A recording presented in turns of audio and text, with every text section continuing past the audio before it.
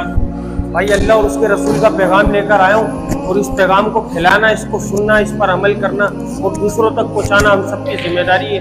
दीन की निस्बत से मुलाकात के लिए आए, दुनिया भी कोई गरज नहीं है, ना कुछ लालच है, ना कुछ लेना है, ना कुछ देना है। हदीस पाक का मफहूम है, जब मुसलमान आपस में दीन की निस्बत से मिला करते हैं तो अल्लाह रब्बुल इज़्ज़त इनके जुदा होने से पहले इनके गुनाहों को माफ़ फरमाते हैं। अल्हम्दुलिल्लाह हम सब मुसलमान हैं, हम सब ने अदीम व शान कलमा पढ़ा, ला इलाहा इल्लल्लाहु मुहम्मद रसूलुल्लाह। इस कलमे के अंदर हमारी रूह ने अल्लाह से इकरार किया था, वादा किया था कि अल्लाह हम दुनिया में जाएंगे, आपके हुक्म को मानेंगे और आपके नबी के तरीकों के ऊपर जिंदगी को गुजारेंगे। मेरे भाई दुनिया में आए तो दुनिया की चमक को देखा, दुनिया की रंगीनियों को देखा, दुनिया की गलाजत को देखा, दुनिया के गटर को देखा, देखकर इसकी गंदगी के अंदर ऐसे मुंह को मारा जैसे ये हमारा ठिकाना, इधर ही हमारे को रहकर जाना है, हमारी अय्याशी का अड्डा ही है, जितनी अय्याशी करनी है इधर कर लो, आखिरत में जो होगा देखा जाएगा। हदीस पाक में आ रहा है कि दुनिया मुसलमानों के लिए कैद खाना और काफिरों के लिए जन्नत। नाउजुबिल्लाह, काफिरों के साथ साथ हम भी इसको अपनी जन्नत में शुमार कर बैठे।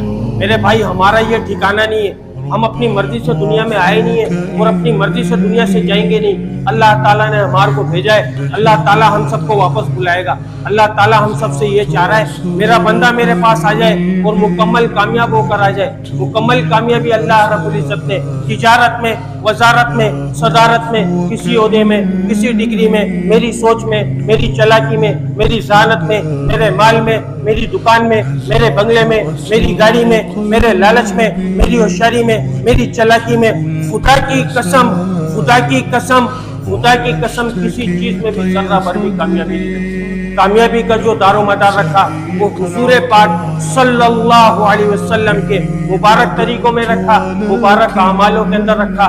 जो शख्स इसके ऊपर जिंदगी गुजार रहा है या गुजार कर जाएगा, खुदा की कसम, खुदा की कसम, वो इंसान, वो शख्स कामयाब है जो इससे हटकर जिंदगी गुजार रहा है या गुजारेगा। दुनिया में भी नाकाम होगा, सलील होगा, बर्बाद होगा, आखिरत में भी नाकाम होगा। कलमा पढ़ने के बाद अल्लाह का सबसे बड़ा हुक्म मुझ पर, तुम लोगों पर, पूरी उम्मत मुस्लिमा पर जो फर्क हुआ मेरे भाई वो नमाज। आज मोहद्दिन बुला रहा है, हय्या अलस सलाह, हय्या अलल फलाह, आओ नमाज की तरफ, आओ कामयाबी की तरफ। तुम्हारी कामयाबी नमाज में, तुम्हारी कामयाबी अल्लाह के हुक्म में। लेकिन मेरे भाई हमारे दिमाग में ये बात नहीं घुस पा रही। हम अपनी कामयाबी को दफ्तर में, बिस्तर में, मोबाइल में, नाचने गाने में, घूमने फिरने में, एआई के अंदर, नए नए शौक के अंदर, नए नए फैशन के अंदर, किसी की गुलामी करने के अंदर, किसी के तलवों को चाटने के अंदर, और दुनिया के खुले लफ्जों में बोलूं तो किसी की उठाई गिरी के अंदर हम अपनी कामयाबी को तलाश कर रहे हैं। और मोहद्दिन चीख चीख कर अल्लाह का हुक्म अदा कर रहा है और कयामत तक करता रहेगा, हय्या अलस सलाह, हय्या अलल फलाह, आओ नमाज की तरफ, आओ कामयाबी की तरफ। मेरे भाई खुदा की कसम, हम सबकी 100% दुनिया और आखिरत की कामयाबी, दोनों जहानों की कामयाबी सिर्फ और सिर्फ नमाज के अंदर है और अल्लाह के हुक्म को नबी के तरीकों से पूरा करने में। इसके अलावा कोई दूसरा रास्ता कामयाबी की तरफ नहीं जाता। हमारा माल हमारे को कामयाब नहीं कर सकता, हमारी दुकान हमारे को कामयाब नहीं कर सकती, हमारा लालच, हमारी होशियारी हमारे को कामयाब नहीं करेगी। हमें क्या कामयाब करेगा? हमें जो कामयाब करेगा वो सिर्फ एक ही तरीका है, वो अल्लाह के हुक्म को नबी के तरीकों से पूरा करने वाला तरीका, वो कामयाब करेगा। इसके अलावा कोई दूसरा रास्ता कामयाबी की तरफ नहीं जाता। इस बात को बताने, इस बात को समझाने अल्लाह ताला ने एक सिलसिला जारी किया। 1,24,000 पैगम्बरों को दुनिया में माबूद फरमाया। जितने भी नबी आए सबों ने एक ही बोलो को बोला, एक ही बात की दावत दी कि लोगों पढ़ लो तुम ला इलाहा इल्लल्लाह, कामयाब हो जाओगे। जो वक्त के नबी की बात को मानता था अल्लाह ताला सिर्फ उसको कामयाब करता था, जो वक्त के नबी की बात को नहीं मानता था अल्लाह ताला उसको नाकाम करता था। हुजूर पाक सल्लल्लाहु अलैहि वसल्लम आखिरी नबी, कयामत तक कोई नबी नहीं आएगा, कयामत तक कोई नबी आएगा। तेज आवाज से बोलना मेरे भाई, क्योंकि जो इन बोलों को नहीं बोलता तो वो इस्लाम से खारिज है।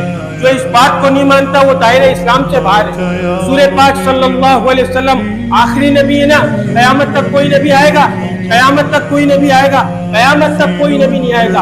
1,24,000 पैगंबर ये पैगाम लेकर जब दुनिया में आए, कयामत तक कोई नबी नहीं आएगा। नबी इस काम को करा करते थे, अल्लाह ताला नबियों से इस काम को लिया करते थे कि जाकर मखलूक से ताल्लुक हटाकर खालिक की तरफ जोड़ो, उनसे बोलो कि पढ़ो तुम ला इलाहा इल्लल्लाह, कामयाब हो जाओगे। उन 1,24,000 पैगंबरों ने इन बोलों को बोला। कयामत तक अब कभी कोई नबी नहीं आएगा इन बोलों को बुलवाने के लिए। मेरे भाई, अब ये जिम्मेदारी किसकी जिम्मे?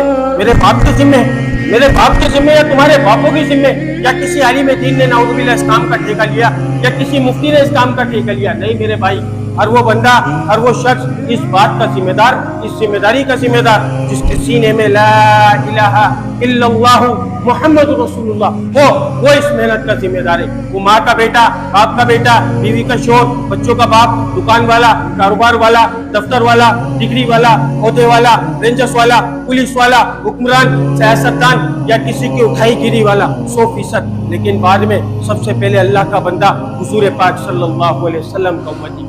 मेरे भाई, अपने मकसद को जानो, अपने मकसद को पहचानो। खुदा की कसम, दुनिया में दुनिया बनाने के लिए नहीं भेजे गए। ये दुनिया की जिंदगी खेल तमाशा है। हमारा ये मकसद नहीं है, हमारा ये मकसद नहीं है। हम सिर्फ आखिरत की तैयारी के लिए भेजे गए। दुनिया की जिंदगी खेल तमाशा है, इस खेल तमाशे में नहीं पड़ना है। इस खेल तमाशे को देखते हुए अल्लाह से डर कर अल्लाह के हुक्म को नबी के तरीकों से पूरा करना है। खुदा की कसम वो कामयाब होगा, क्योंकि जिसको अल्लाह मिलेगा उसको सब कुछ मिलेगा, और जिसको अल्लाह नहीं मिलेगा उसको कुछ भी नहीं मिलेगा। मेरे भाई, ये जिम्मेदारी अल्लाह ताला ने कुरान पाक में साफ साफ इरशाद फरमाया, जिसका मफहूम है कि ए उम्मत मोहम्मदिया, हम सब कौन है भाई? हम सब कौन है? उम्मत मोहम्मदिया है ना। हम सब कलमा गोए हुजूर पाक सल्लल्लाहु अलैहि वसल्लम की उम्मत है। अल्लाह ताला ने किसी कौम से, किसी फिरके से, किसी कबीले से, किसी जुबान से नाउज़ुबिल्लाह मुखातिब होकर नहीं फरमाया। अल्लाह ताला ने यूं हुक्म फरमाया कि ए उम्मत मोहम्मदिया, तुम अफजल उम्मत, तुम बेहतरीन उम्मत, तुम्हारे को भेजा गया लोगों की नफा रसानी के लिए। तो मेरे भाई, यहाँ पर आकर बात बिल्कुल क्लियर हो गई। हम दुनिया में डींगेबाजी के लिए नहीं भेजे गए, हम दुनिया में दुनिया की रौनक चमक देखने के लिए नहीं भेजे गए, हम दुनिया में फैशन गुजारी के लिए नहीं भेजे गए। तुम लोग भेजे गए लोगों की नफा रसानी के लिए। तुम भली बातों का हुक्म करते हो, बुरी बातों से मना करते हो, और एक अल्लाह पर ईमान रखते हो। फिर एक और जगह अल्लाह ताला ने साफ साफ इरशाद फरमाया, जिसका मफहूम है कि उससे बेहतर किसकी बात हो सकती है, जो लोगों को अल्लाह की तरफ बुलाए, भली बातों का हुक्म करे, बुरी बातों से मना करे। ऐसे लोग पूरे फलाह पाने वाले हैं जो इस काम को करते हैं। अब ये जहन इंसान है ना, नादान है, शैतानी दिमाग चलता है कि मैं इस काम को करूंगा तो मेरे घर को कौन पालेगा। अल्लाह ताला ने खुद कुरान पाक में फरमाया, जिसका मफहूम है कि हम तुमसे माश नहीं चाहते। माश अरबी में कहते हैं रोजी को। हम तुमसे माश नहीं चाहते, माश हम तुमको देंगे, बेहतर अंजाम परहेजगारी का है। जो परहेजगारी इख्तियार करेगा अल्लाह ताला उसकी दुनिया भी बनाएगा, आखिरत भी बनाएगा। इसी पैगाम को फैलाने की मेहनत कर रहे हैं, क्योंकि नाचना गाना हम लोगों की वजह से आम हुआ, फाशी हम लोगों की वजह से आम हुई, बेहयाई हम लोगों की वजह से आम हुई। इसके जिम्मेदार हम लोग हैं मेरे भाई, इसके जिम्मेदार हम लोग, क्योंकि हम देखते गए पूरे जहां में आम होता गया मेरे भाई। नाउज़ुबिल्लाह, कैमरा होने वरना मैं बोल नहीं सकता। सर्च मारे ना इंसान तो देखे सबसे ज्यादा पाकिस्तान आगे मेरे भाई, सबसे ज्यादा पाकिस्तान आगे। ये हुजूर पाक सल्लल्लाहु अलैहि वसल्लम की उम्मत है। हमारे नबी ने हमारे को ये तालीमात दी थी मेरे भाई, हमारे को ये तालीमात के लिए भेजा था मेरे भाई। हम दुनिया में खेल तमाशे के लिए नहीं भेजे गए। बहुत कीमती जिंदगी है, बहुत बड़ी जिंदगी हम लोगों पर आने वाली है, बहुत बड़ी जिंदगी आने वाली है। इमाम गजाली रहमतुल्लाह अलैह दुनिया और आखिरत की मिसाल कुछ इस तरीके से दिया करते थे कि जमीन से लेकर आसमान तक इस दुनिया को राई के दाने से भर दो, 1000 साल में एक परिंदा आएगा, एक राई का दाना लेकर जाएगा। मैं मान सकता हूँ कि वो राई के दाने तो खत्म हो जाएंगे, लेकिन तुम लोगों के ऊपर, मेरे ऊपर जो आखिरत आने वाली है, खुदा की कसम कभी नहीं खत्म होगी, कभी नहीं खत्म होगी। उसकी तैयारी इधर कर जानी है मेरे भाई। आखिरी बात बोल के बात को खत्म करूंगा। इंसान नादान है, ना समझ है, ना समझ नहीं आती। फिर एक और मिसाल दी कि समंदर के अंदर उंगली को डबो, उंगली के ऊपर जो पानी का कतरा आएगा ना, वो दुनिया है। इस दुनिया से हम दिल लगा रहे, वो पूरा का पूरा समंदर आखिरत है मेरे भाई। समंदर का कोई हिसाब लगाएगा? कोई नहीं लगा सकता भाई। इस कतरे में रहकर उस समंदर की तैयारी कर जानी है। तो बेहतरीन शख्स वो है, हदीस पाक में मेरे नबी ने खुद फरमाया, जिसका मफहूम है कि बेहतरीन शख्स वो है जो मौत से पहले मौत की तैयारी कर ले। और मेरे रब ने कुरान पाक में फरमाया कि कामयाब कौन है? दफ्तर वाला, पुलिस वाला, रेंजर्स वाला, हुक्मरान, सियासतदान, कोई कामयाब नहीं है। कामयाब कौन, जिसको मेरे रब ने फरमाया कि जो जहन्नुम से बचा लिया जाएगा और जन्नत में दाखिल कर दिया जाएगा, खुदा की कसम सिर्फ वो कामयाब है। इसके बाद मेरे भाई आखिरी बात बोल रहा हूँ कि कब्र के अंदर सबसे ज़्यादा दो चीज़ों के ऊपर अजाब होगा, एक जान पूछ के नमाज छोड़ने के ऊपर, एक पेशाब में एहतियात न करने की वजह से। तो भाई मुझ समेत हर भाई नियत करे, इंशाल्लाह जो गुजर गई वो गुजर गई, उस पर तौबा इस्तग़फ़ार हो अल्लाह से, और इंशाल्लाह आइंदा जो वक्त आएगा या अल्लाह हमारे को पाँचों वक्त की नमाज़ों को उनके वक्त पर अदा करने वाला है। क्योंकि अल्लाह की मानेंगे तो अल्लाह के हुक्म को, आज हर इंसान अल्लाह को तो मानता है, अल्लाह के हुक्म को कोई नहीं मानता। हुजूर पाक सल्लल्लाहु अलैहि वसल्लम को सब मानते, जान कुर्बान करने को आते, लेकिन आपकी सुन्नत को कोई नहीं मानता। कुरान पाक को सब मानते, लेकिन कुरान की कोई नहीं मान रहा कि इसमें मेरे अल्लाह ने क्या हुक्म दिया है, मुझे किस तरीके से रहना है, मुझे किस तरीके से खाना है, मुझे किस तरीके से सोना है, ये हमारे को नहीं पता है। अस्सलामु अलैकुम व रहमतुल्लाहि व बरकातहू। अगर कोई बात बुरी लगी हो दिल से माफ